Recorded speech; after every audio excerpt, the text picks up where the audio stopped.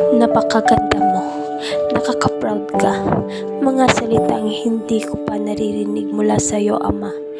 Hindi ko alam kung anong tingin mo sa akin. Anak ba ako o isa lang pagkakamali ng tadhana?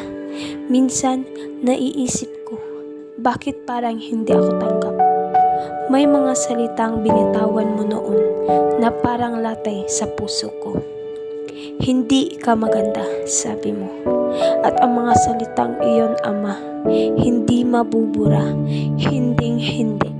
Dinala ko sila sa bawat araw ng buhay ko. At kasama nila ang unti-unting pagkawala ng tiwala ko sa sarili. Bakit pa ako isinilang kung hindi mo naman kayang tanggapin? Bakit iba ang trato mo sa akin kumpara sa kanila? Sa mga kapatid ko, lahat ng hiling ay natutupad, sa akin wala. Kung hindi galit, katahimikan ang tugon mo. Hindi ko mawari, Ama. Ano ba ang nagawa kong mali? Ginawa ko ang lahat ng makakaya ko. Bata pa lang ako, ikaw na ang inspirasyon ko. Pinagmamasdan kita habang nagtatrabaho. Ginagaya ang mga ginagawa mo. Sinubukan kong maging anak na maipagmamalaki mo. Pero kahit anong pilit ko, parang laging may kulang. Minsan, napapaisip ako, kapag nawala ako sa mundong ito, mababawasan ba ang malas sa buhay mo? Para bang akong ugat ng lahat ng sakit at problema, kahit wala naman akong ginawang masama.